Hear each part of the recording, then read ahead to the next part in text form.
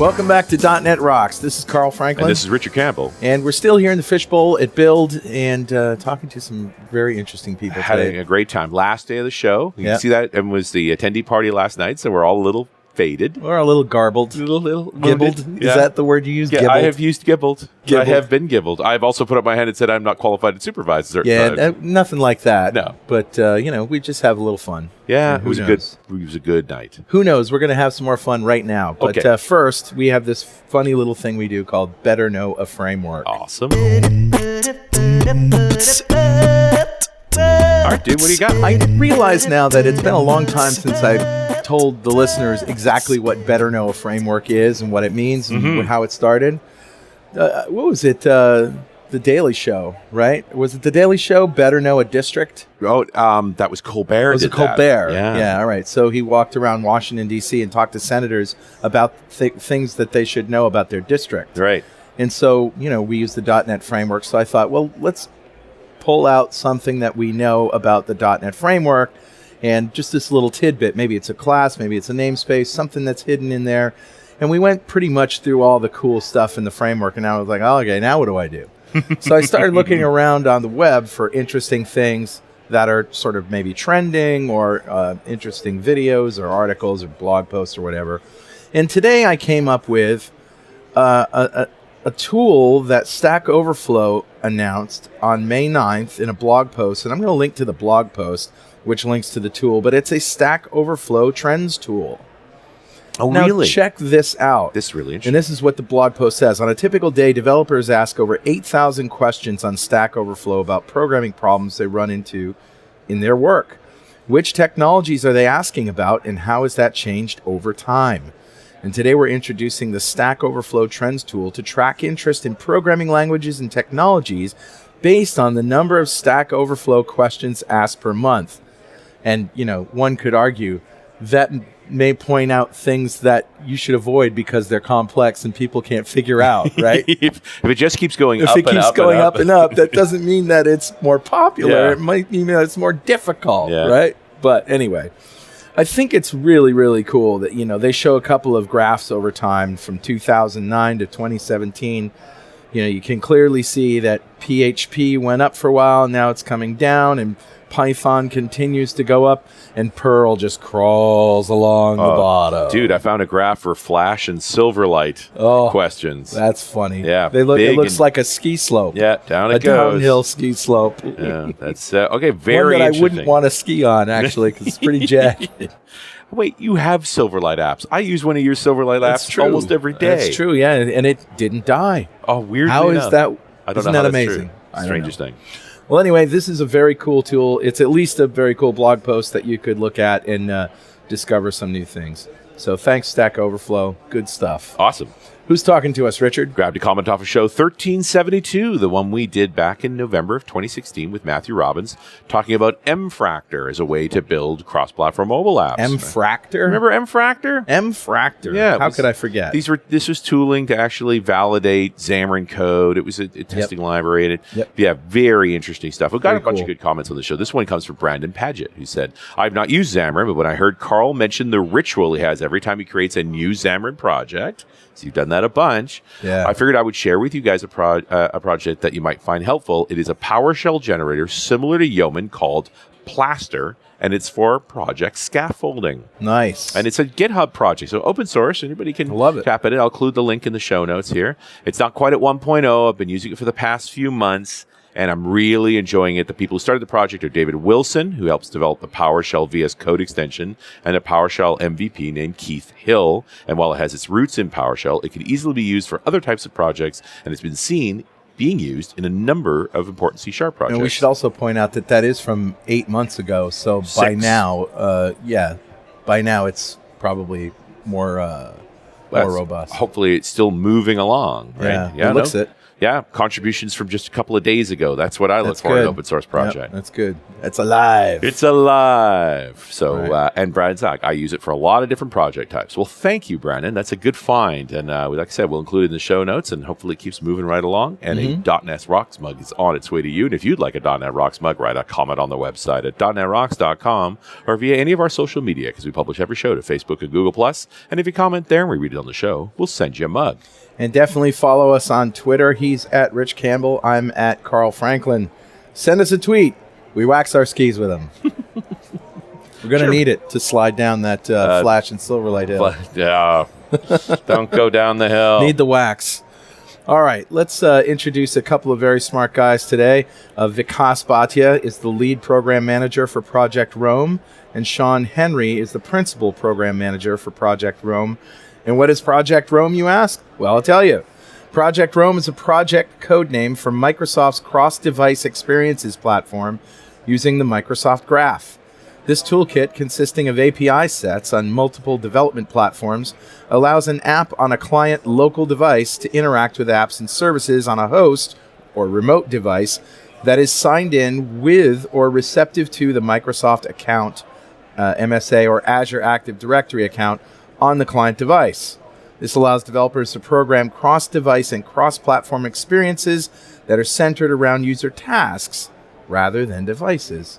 Gee, that's a great idea. How come nobody else thought of that? We spent so much time writing that down. Isn't that like great copy there? That is a great experience.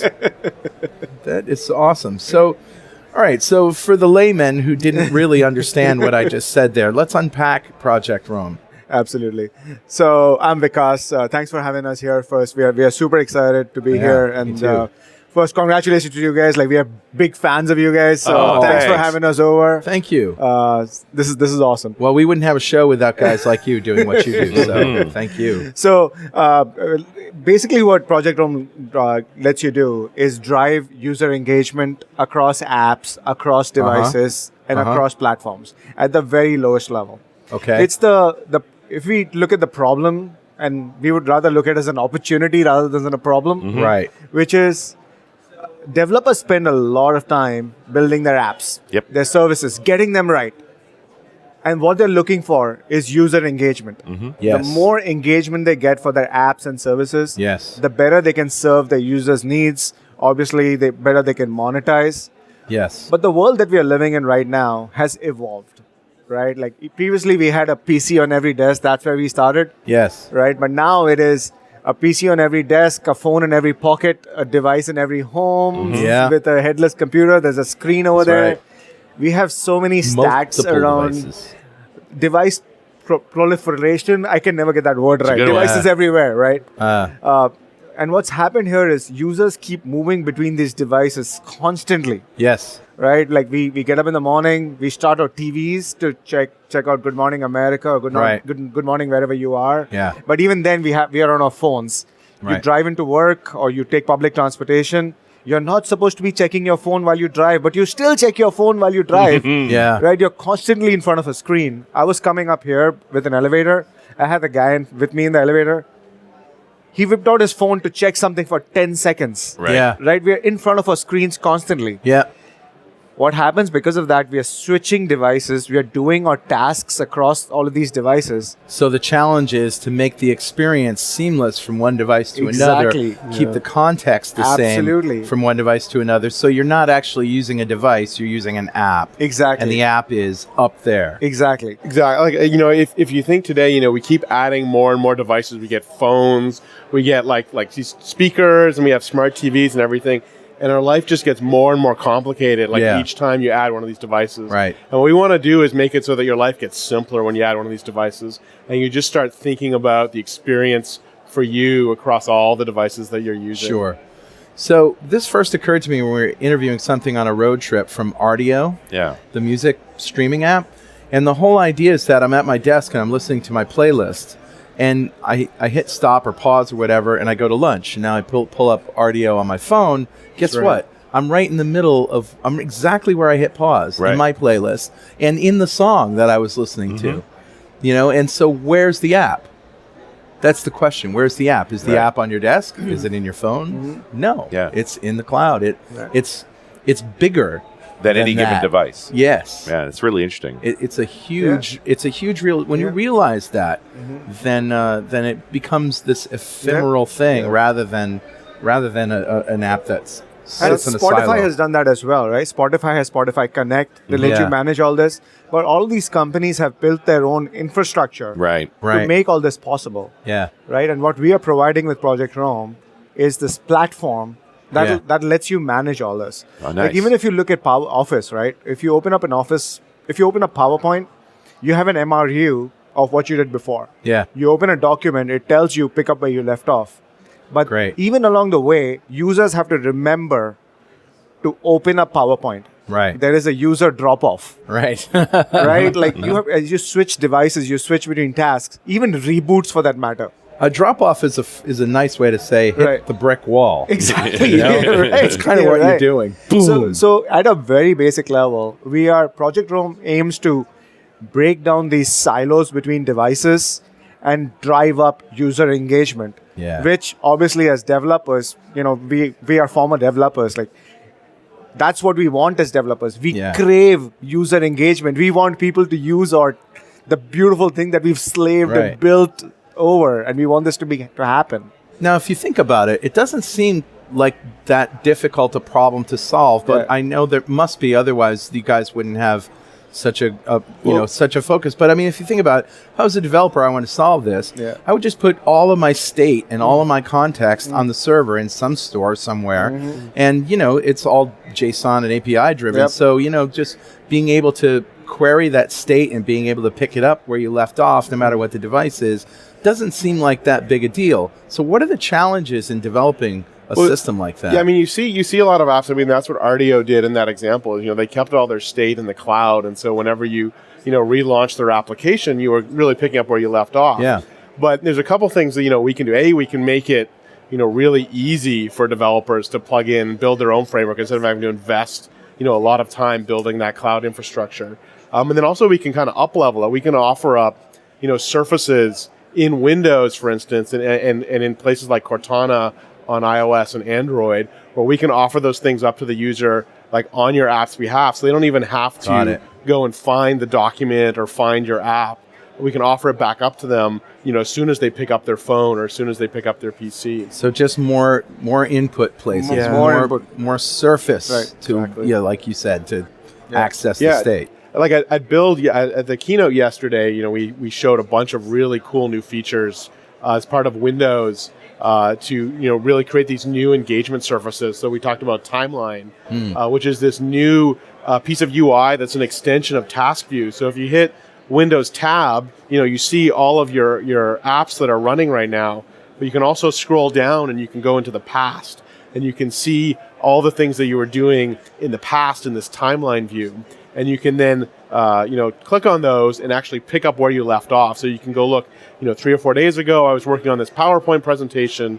I can tap on that. It launches PowerPoint right on the slide I left off. And we can do the same thing on your mobile phone with Cortana on iOS and Android. So really, you're allowing these different applications to share the state in terms of what is meaningful to that app. Exactly. Yeah, that's huge. Yeah. So where this starts is if you look at a particular device, like I see like 4 on this table. Yep. Right. All of these are an operating system is built for the device. Yeah. What we are doing is we are providing an operating system for the user. We're calling it a personal operating system, right? That's the way we think about it. An operating system that moves with you, makes your life easy. If you focus on the user and you say that, okay, you're trying to live your life, you're trying to accomplish tasks, you're trying to get something done, and you are moving between these devices throughout your day, how can we help you? Yeah. How can we help the user be more productive, right? Even whether it's an information worker who's trying to get some stuff done, or someone who's running a non-profit, or somebody who's a consumer, like, using entertainment and media, how can we make their lives feel connected as they move between these devices? And I can give you 2 examples of programs that aren't even cloud programs that don't carry the context forward from interaction to interaction. One is, Adobe Audition comes to mind. Yeah, right. When you save a file, it doesn't actually, you're in a project. You have a project in a project folder. Now you record a file, and you want to save that file, and it asks you where you want to save it. Right. Yeah. And it's somewhere. It always ends up like starting at documents, and it's like, what do you mean? This is not where I want to save it. My project is in this folder. Yeah. Why don't you start there? Why don't you start with the last place that I saved the file? Right. Context. It's maddening. Context. It's the context. And the other one is just using the iPhone.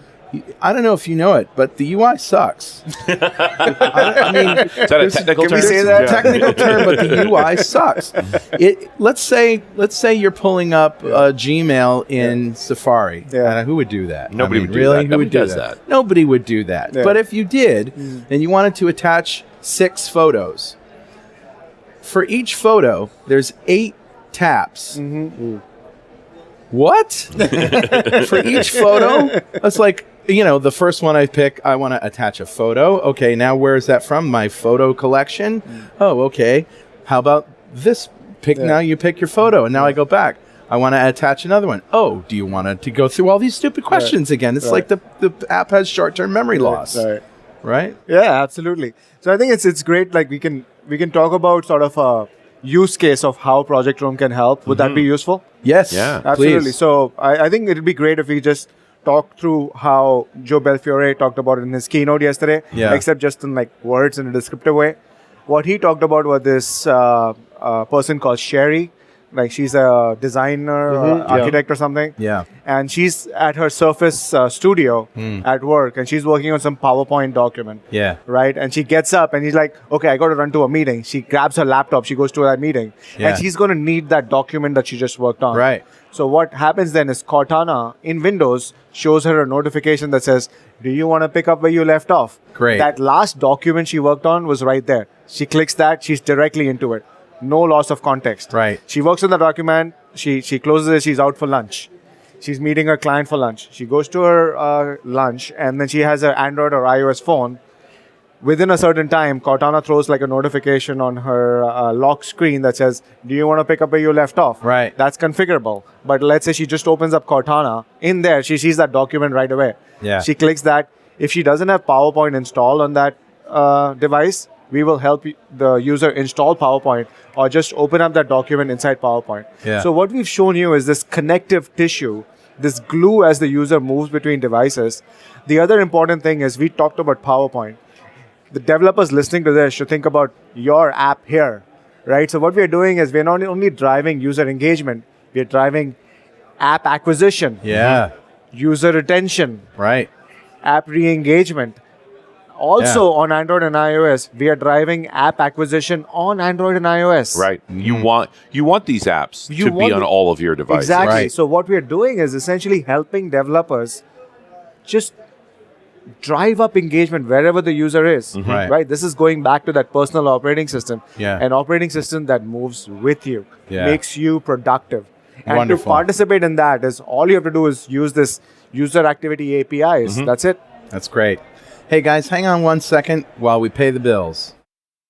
This episode of .NET Rocks is made possible in part by Windows on the Google Cloud Platform. You may not know this, but the Google Cloud Platform supports Windows Server 2008, 2012, and 2016. It also supports SQL Server versions 2012, 2014, and 2016 standard, web, and enterprise editions with high availability. You can deploy your ASP.NET Windows apps to Compute Engine or your ASP.NET Core apps to App Engine or Container Engine. That's Google's hosted Kubernetes environment. .NET and .NET Core libraries are there for all 200 plus Google.com and cloud services in NuGet, led by John Skeet of Stack Overflow fame. But what about Visual Studio integration? Oh, it's there. You can use Visual Studio to manage your GCP resources and deploy your existing apps. You get stack driver logging, error reporting, and tracing support for .NET and .NET Core. PowerShell commandlets for GCP, which run on Windows and Linux. And a great set of partners to bring your Windows and .NET workloads to GCP, including Capgemini, Nudesic, and Magenic. So go to gcp.netrocks.com and get your free trial today. You're listening to .NET Rocks. This is Carl Franklin and Richard Campbell talking to Vikas, Bhatia, and Shawn Henry from Project Rome, talking about a personal operating system that moves with you, is your personal context. Is Cortana really the center of the universe for context in the Microsoft world? Cortana is this intelligent assistant, right? Mm-hmm. It is trying to help you be productive. I use Cortana for setting up timers in my house, right? Simple things. Sure. And I use it to go back to where I was.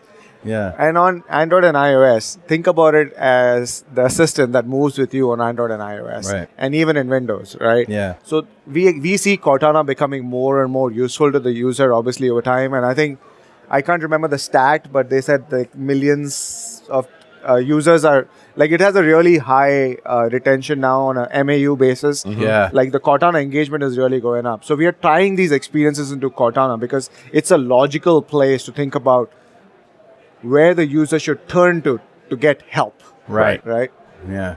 Yeah, just as sort of a front end on that. Absolutely. But thinking in the context of, I almost feel like you need to have each of your devices subscribe to this concept of an operating system, but in the end, it's just installing apps and providing an identity. Exactly. Yeah, I mean that's the power. I mean, it really comes down to the power of MS Graph, where what we've done is we've added to the Microsoft Graph, we've added this concept of devices and this concept of activities. Can we back up and explain MS Graph? Sure. Yeah. No. Absolutely. Yeah. So, I mean, MS Graph is a set of REST APIs that allow you as a developer to access all this data that Microsoft has. Right. And it started off as part of like Office 365. Yeah, that's and where I knew it Exchange, from. Right? Yeah. Exactly. So you could authenticate with the graph, and you could get all the information about you, about your mails, about your Office documents, all the things you've done in Office 365. And what we've done is, from Windows, we've taken some of that information that we know from Windows around the devices that you use and the activities that you do, and we've put those in the graph as well, so that developers can now talk to the graph either with our client-side APIs or directly to the graph with these REST APIs and create these really compelling experiences. So I can, as a developer, walk up to the graph either via client APIs or REST APIs and get all the devices associated with me as a user with my Microsoft account or my Azure Active Directory account. Wow. And then from there, you're off to the races. We have all sorts of cool things you can do once you have that device list and those lists of activities. So now getting back to how you guys used it. So I mean, in terms of like APIs that we offer, exactly. Yeah. So kind of the basic pieces are that there's kind of two big groups, and the first group is kind of these directed experiences around the device graph. And what you can do as a developer is, like I said, you can take a user's identity and you can get the list of devices associated with that user. Yeah. And then from there, once you have a device, so like for me, I have my Surface Book, my laptop. I have my desktop that I use at work. I also have my phone because I log into Office with my Microsoft account. Right. As well as my Xbox as well. So all these devices are sitting in my device graph. And then from there, we offer APIs to launch applications on those devices. So you can do a launch via URI. So any scheme, you can launch a website, or if your app is a scheme handler on those devices, you can then launch that application. So you can get your app up and running from another device. Wow, cool. And then now once your app is up and running, we offer APIs to pass messages between instances of your app or other people's apps. Yeah. So you can send messages. We call it app services. So this is what allows you, from your app to talk to other apps, both on the device, but we've really extended it with Project Rome to work across devices. Yeah. And so you can build these really cool experiences where like you have an app on your phone and it's like acting as a companion or a remote control to applications on your PC or on your Xbox or on other devices. So do I, as a developer on the back end, use Project Rome as a state bag or something like that? Or do I do my own? You would do your own like state management within whatever service you want to use. You can use like Azure App Services or whatever you want. Those are all like great services to build that. What we do is we really hook you up with that device graph and get you that connection. We call it like app activation. That's really the secret sauce that we can get you. Right. Is that we can get your app launched on those other devices, and then you can talk to them. And I found on the Microsoft Graph site, there's the Graph Explorer. Use my credentials, and it's like, here are the calls. This is what you can see. Yeah, so our API is up there in beta today, and they may be, by the time this airs, be released. And you can go up to the Graph Explorer, and you can literally put in your credentials, and you can see your list of devices from there, and you can do all these operations. One of the cool things we do as well, though, so there's obviously the Graph, which is a REST API through the cloud, but we also offer a proximal shortcut. So, if your devices are nearby to each other, we will discover them over Bluetooth or over the local network, and we'll actually make the connection that way. So you can have a really fast, performant connection between devices that are nearby.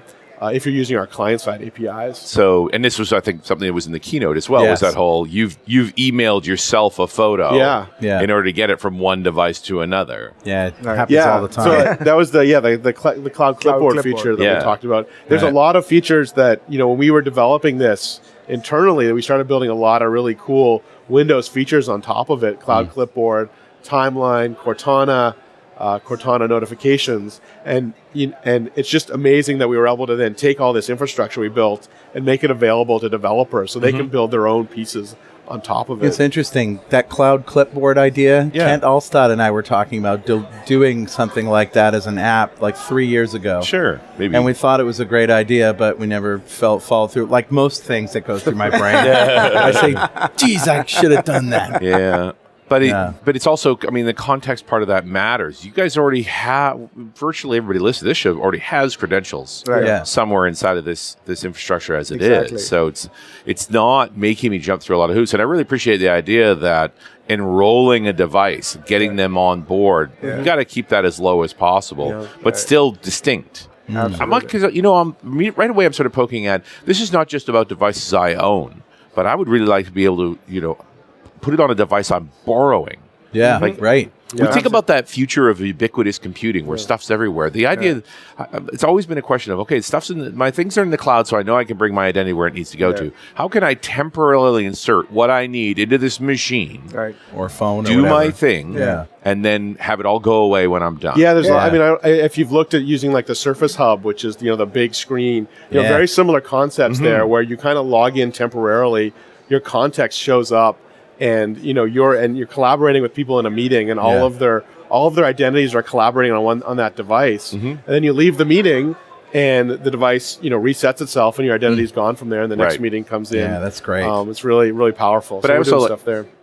The Graph approach. What I like about this is that for me, who's got enough IT in me that I have security paranoia, at a glance, going through the Graph Explorer to be able to go, that device has no longer got any rights to me whatsoever. I can see the list of devices that exist. I really like that. And I run my own Exchange server because deep down I hate myself. And it maintains a list of what mobile devices are allowed to get mail. And there's a limit. Like, you're only allowed 10. And so, you once in a while have to go in and groom that list. It's like, that phone died. That one went in the drain. Like, you knock those things off. But it's like, this is it.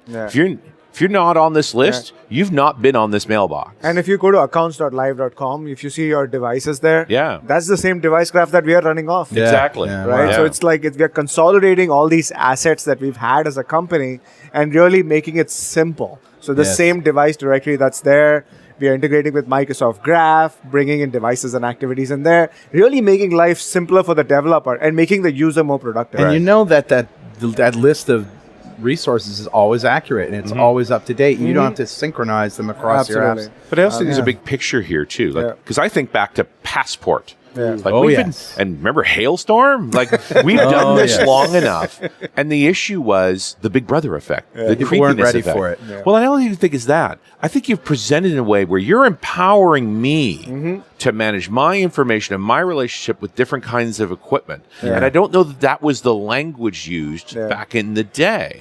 So I think we've all gotten more sophisticated about how we think about our security, think about our identity, and so forth. Privacy, we're a lot more mature. Exactly. Well, and actually, privacy is something that's really top of our mind. Sure. We totally want the users to be in control of their privacy. And this is central to our tenet in the team. Users need to be in control. Right. Period. And so no secrets. Like, yes, keep my stuff private, but when I ask, show me everything you know about me and allow me to eliminate what I want to eliminate. So that, and now I am in control, and I feel confident. It's like now you're serving me while also facilitating an awful lot of software. I mean, I also think the timing of Hailstorm was at a time when there was a bunch of mistrust about cloud data in general. Right. And so, the result was right. I'm not going to do that. But, Passport was a really useful tool that died a sad death. Yeah. But again, it's like it's a good time to sort of get back to this idea that we need control over this. Like I'm feeling empowered knowing this exists. Yeah. The other thing that's really important is be able to show value for the data that we're storing. And so that's why we have these features like Timeline and Cortana, which really you can make a connection as a user that like I've given you this data and now I have this experience that's really lighting up for it. Awesome. Hey, Richard. Yeah, buddy. Guess what time it is? I must be that happy time again. Yes. It's time to summon the spirit of Emperor Nero because, people, Rome is on fire. Bring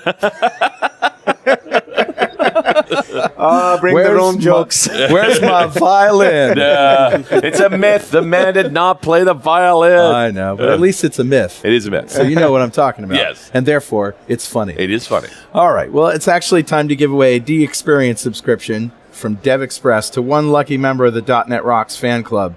Become a UI superhero with DevExpress UI controls and libraries and deliver elegant .NET solutions that address customer needs today and leverage your existing knowledge to build next-generation touch-enabled solutions for tomorrow. Whether it's an Office-inspired application or a data-centric analytics dashboard, DevExpress Universal ships with everything you'll need to build your best without limits or compromise. Learn more and download your free 30-day trial at devexpress.com/superhero. Well, all right, buddy. Who's our winner? Today's winner is Carl Morris. Congratulations, Carl. Golf clap for you, sir. Absolutely. And Carl Morris just won a big pile of awesome, the D-Experience subscription from DevExpress, just for being a member of the .NET Rocks fan club. And if you don't know what that is, go to .NETRocks.com, click on the big Get Free Stuff button, answer a few questions, and join the .NET Rocks fan club. We have thousands of members all over the world, and every show we'd like to give away stuff from our sponsors, and every December we give away a $5,000 technology shopping spree to one lucky member of the fan club, but you got to sign up to win. We also like to ask our guest, Vikas, if you had $5,000 to spend on technology today, what do you think you would buy? Oh boy, I think I would go getting my house all wired for IoT. Nice. Really? This has been something that's been on my list for a long time, and I know everyone around me that's doing that. I want to get like the Ring doorbell that Shawn has. I want the. Is it the cool factor, or is there's actually some utility there? Oh, I think there's absolute utility. I have 2 Echoes in my house, and I have the unreleased Invoke speaker that runs the Roam device runtime on it. Fantastic. Have you played with like a Smart Things hub? Or We've been playing with that. It's now ingredients, right? It's like, here's my voice communication piece. Here's my piece that's the bridge to the cloud. Now, can everybody talk to everybody else and sort of just surface more and more functionality? Right. Well, you could definitely spend $5,000. Oh yeah, easy. How about you, Shawn? It's got to be. I was playing with the Surface Studios out here. Yeah. I mean, that's just amazing. I'm thinking to myself, I'm trying to convince myself that they would be a great dev box.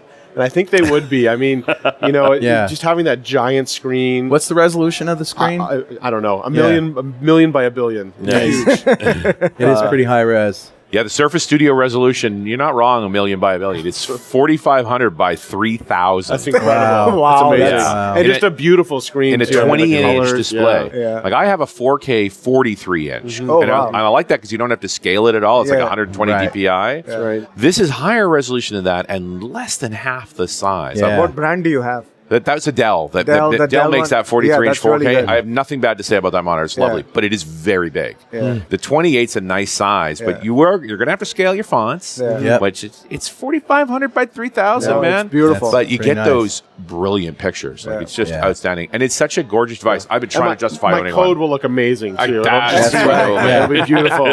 You'll use a paintbrush. Yeah, that's right. For your for loops. That's love it. Yeah, I got to think when we do that giveaway in December, I bet you the Surface Studio. I think think maybe.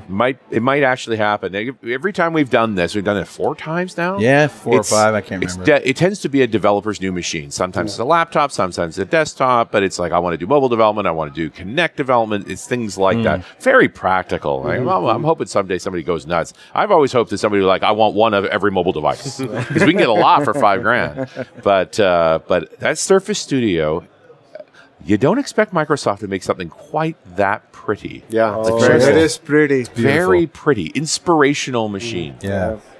So how do we get back into Project Rome? Where did we leave off? We were talking about the benefits. Right. The overall benefits. So I think developers listening to the show so far probably have realized that Project Rome is going to help them break down barriers between devices and drive up user engagement. Yes. But the way we kind of look at it is, technically, there are 2 pieces, the device graph and the activity graph. But stepping back, there are 2 sort of scenarios that developers should think about. One, what we call push continuity, and the other, what we call pull continuity. Okay.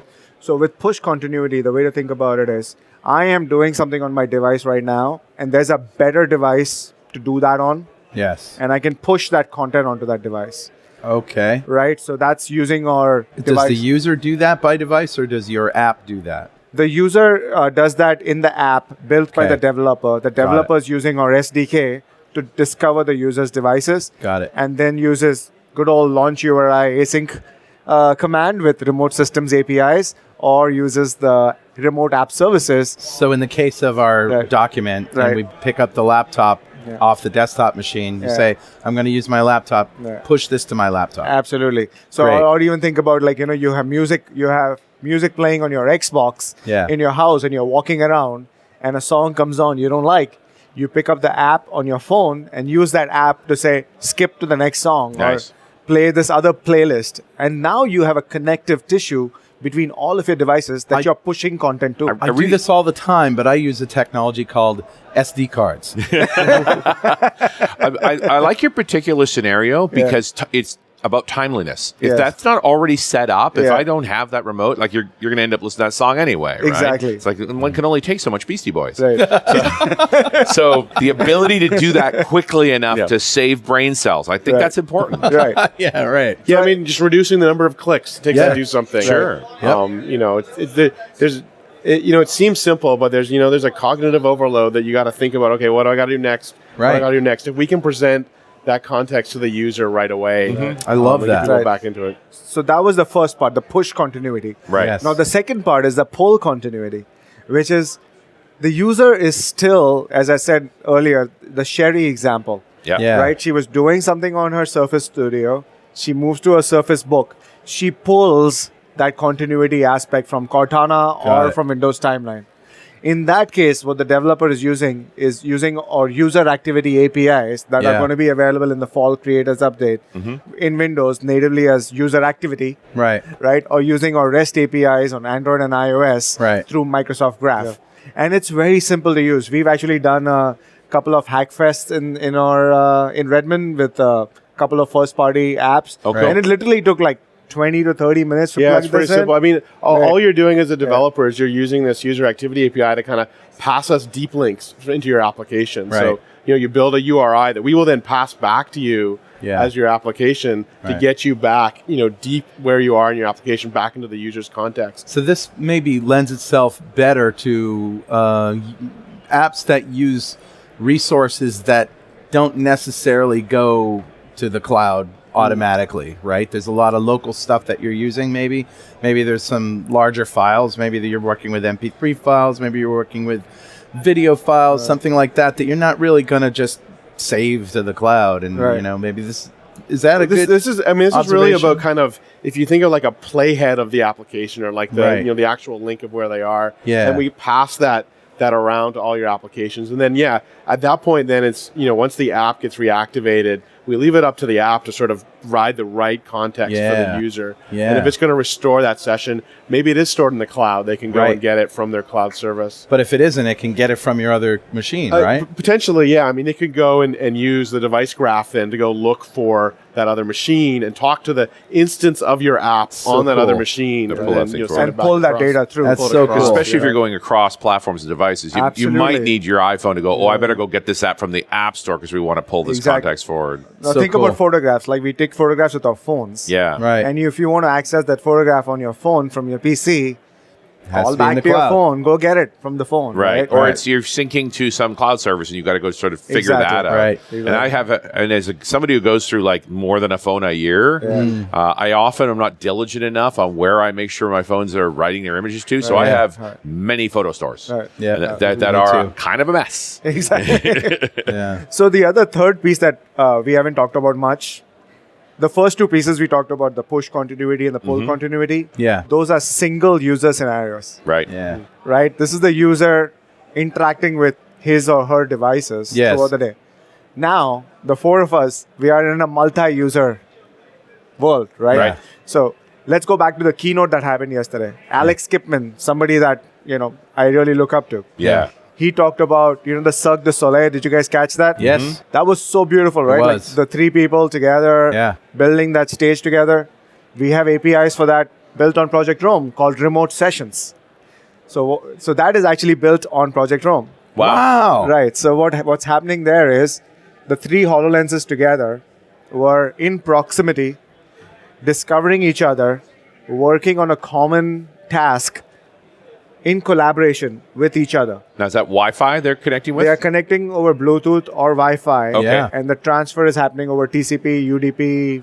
And this is direct device to device? You're not bouncing through the cloud on the way? This is device to device in that case. That's how we get that low latency and high performance. Sure. Everything's really synchronized. Those kind of scenarios. Well, that makes me feel like I could pick up my phone and flick my pictures into my laptop with the right piece of software. Or flick it to me. Right. Or flick it to your device. A temporary relationship between our devices. And that's really what it's about is like, we can all show up here and we can, we have our machines aren't connected, haven't seen each other at all before. Right. And we can start these kind of ad hoc sessions. This is what the original Surface table blew my mind about. Sure. That you could put your phone down on it. And the pictures fell out of it. And the pictures just spilled out onto the metaphor was so gorgeous. It was beautiful. And then I could flick my photos to you. And let's imagine that. Like we have a party at my house, right? I invite all of you guys over. And we want to play a game, right? Yeah. So you can imagine four of us, me on my Android phone, Shawn on his iPhone, you on your, Windows PC, you on your Xbox. Right. All of us are playing this game together.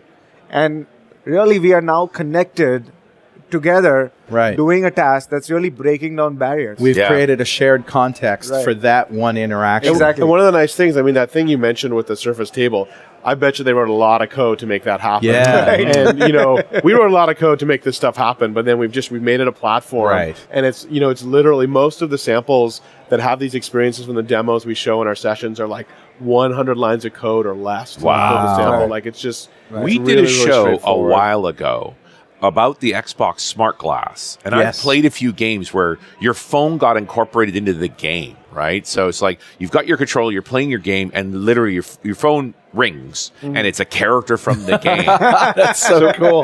That's awesome. And again, a ton of code, right? I loved everything about that. It's all a little odd, but to make that a normal experience? Yeah. At its core, actually, the tech that Project Rome was built on for all the proximal pieces is Smart Glass. We built on top of that. The team that built Smart Glass is actually the core team for Rome. for Project Rome. And what we did is we took that core tech and we made it work across all Windows devices, all Windows platforms, all Windows SKUs, iOS and Android, right? And then supercharged it through the cloud through Microsoft Graph and that identity piece. Yeah. So this is the new Microsoft. You guys used to build the same thing several places at the same time and then sort of duke it out in public. It sounds like you guys realized you were all building something similar and now consolidated into a common product. So how many obviously Smart Glass, so forth, like, is Office on board? Do we have this capability in Office? Absolutely. What Microsoft products today could be using this? So we have a bunch of teams that are either in progress or have committed or are integrating with us. Office is clearly something that is working with us very closely.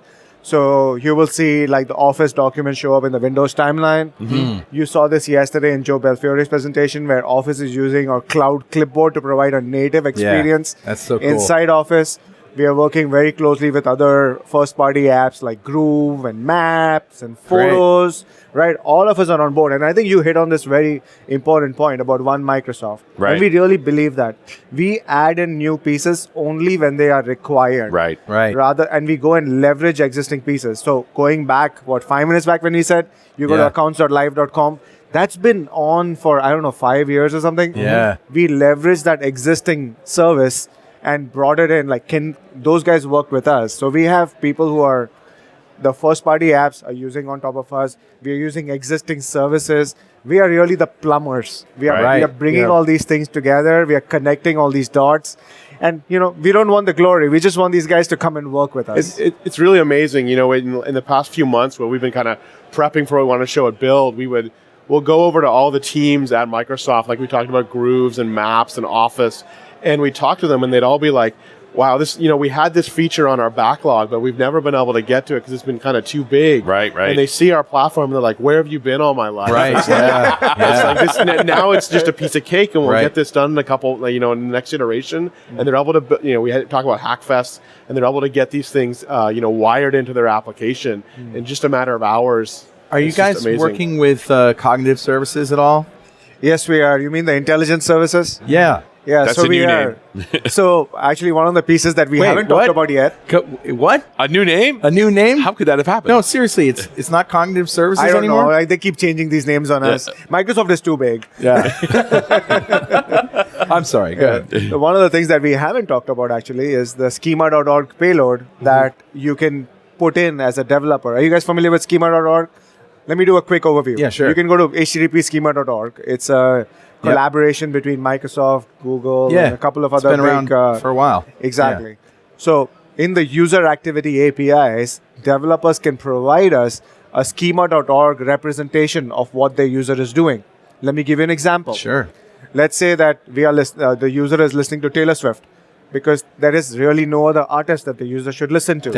Okay. And the user One man's opinion. I didn't know he was such a Taylor Swift fan, but okay. You should see his office. All right. Bit of a shrine. It's all about the Tay-Tay. It's an inside joke, and we've just gone with it. No, we honestly, we love Taylor Swift. But Call me Tay-Tay. I don't know if she calls me tomorrow. so. So let's come back to reality. You know what? When we started, we said we love your show. We love your show. This is so much fun. Do you love our show like you love Taylor Swift? I just don't know where you stand I'm starting to get uncomfortable now. Okay, so the user is listening to Taylor Swift, and what the developer can tell us that the user is listening to HTTP. Let's take Groove as an example. Right. Groove.com/song/Taylor Swift/Bad Blood. Whatever, right? Wow, he knows titles too. What's Yeah, up with of course. And along with that, they can give us a schema.org payload inside the user activity object. Oh, interesting. Which is, it's a JSON payload, which is @type equal to music, @song equal to Bad Blood, @artist is equal to Taylor Swift. And that payload is a formatted payload that the user can tell us. And now the payload is actually schematized. So now going back to the intelligence aspect of it, Cortana, being the intelligence assistant that she is, and cognitive services that exist on, that can really crunch this data and provide that value back to the user. So let's take that example where the user is now at home, and it's say 10 o'clock in the morning on a Sunday, and she's making brunch at home, for her family, and Cortana might provide a suggestion back to the user.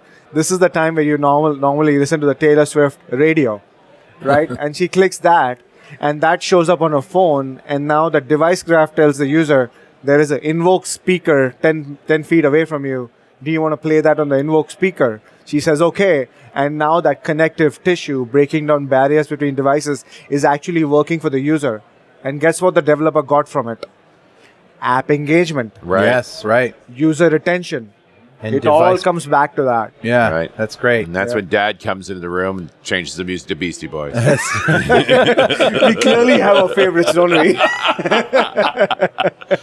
And I hate to, I mean, I like the consumer story, but the way we've just talked about this thing, I suddenly like, this is the collaboration library inside of the enterprise. Because how much, we've done these talks, right? We're talking about the new enterprises, no more cubicles. You take the machine to the work, right? I mean, that's the whole thing about a tablet, which means you constantly ad hocing local networks, collaboration moments. So to give me a set of tools so that's like, hey, the four of us are here working on that particular problem right now. Yeah. Let's make sure we all have a copy of the same notes, right? Right. I used to you had to count on OneNote with that. And the setting up of that was not a trivial thing that we could both see the same OneNote and type at the same time, right? The fact that we could do that almost spontaneously with the software and some tooling that you do your work, you share the stuff. And across all sorts of different app experiences. Exactly. I mean, all apps are different, and they have different ways of building these sessions and having a collaborative experience. Yeah, of course.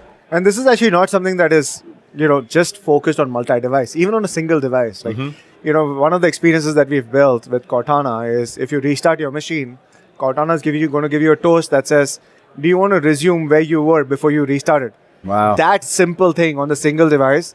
We are driving app engagement on that single device as well. Yeah, that feature exists in the browsers, the modern browsers. Do you want to restore all your pages? Exactly. But it doesn't really go far enough. You know, it'll bring you to that page, but what if that page was you just purchased a $10,000 item? Right. Are you going to resubmit the form? No. Yeah. There's a Probably don't whole want lot to, of right? nuance there, Yeah. right? And now you expand that to the whole device. Exactly. And And think about them, where the user is feeling more in control of what's going on. I think that's a very, very important part because I got to think there's some folks listening here going creepiness factor through the roof, privacy concerns all over the place. There's one thing that came from the keynotes at Build. It's like you're taking on some stuff that has some sensitivity for a lot of folks. They are concerned about being in control, knowing what is going on, being able to opt out. Absolutely. Yeah. I don't want you to know that I'm in love with Tay-Tay. I And need to we keep that to totally myself, No, right? and we totally respect that, right? Yeah. If you don't want to participate in this experience, you can opt out. But I want it granular. It's like it's all fine when we're collaborating at work, but you don't get to know I love Tay-Tay. Absolutely. So let's maybe turn that feature off. Like, can we filter that? Can we be granular like that? We say, you can't watch my groove music. Like So that you stuff bring up a shouldn't very show. important point because enterprise developers are listening to this as well. Yes. Taylor Swift? You We started can't this. move past. I know. You I know. started this. I know. Just- do you know who you're sitting with? That was a meatball, man. That was right over the plate. I had to swing. You guys are good.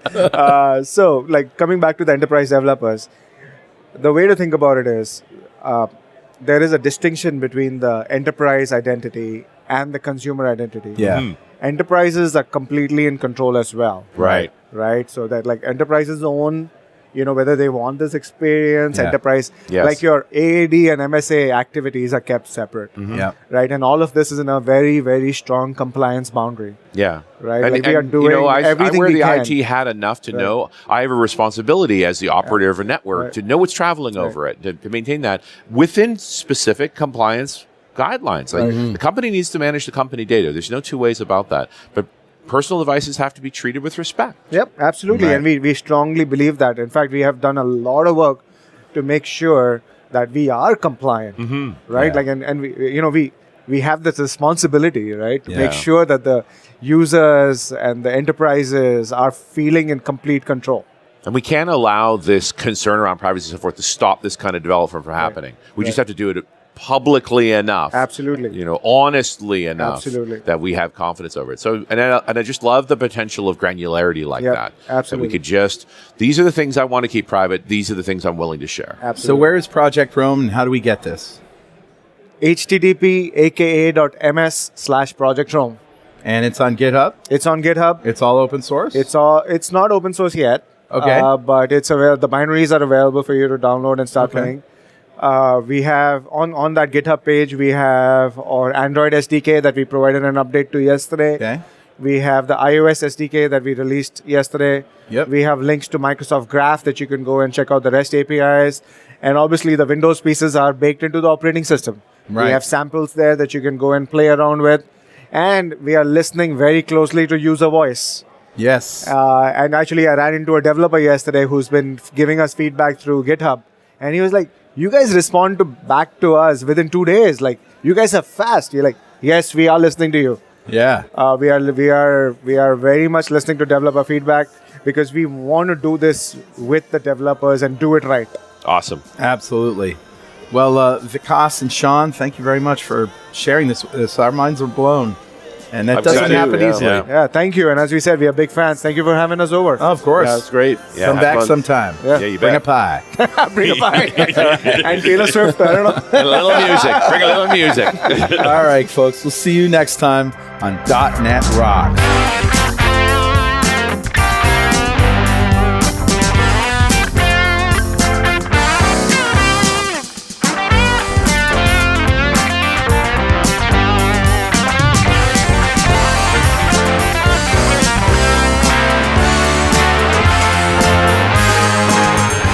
.NET Rocks is brought to you by Franklin's Net and produced by Pwop Studios, a full-service audio, video, and post-production facility located physically in New London, Connecticut, and of course in the cloud. Online at pwop.com. Visit our website at dotnetrocks.com for RSS feeds, downloads, mobile apps, comments, and access to the full archives going back to show number 1, recorded in September 2002. And make sure you check out our sponsors. They keep us in business.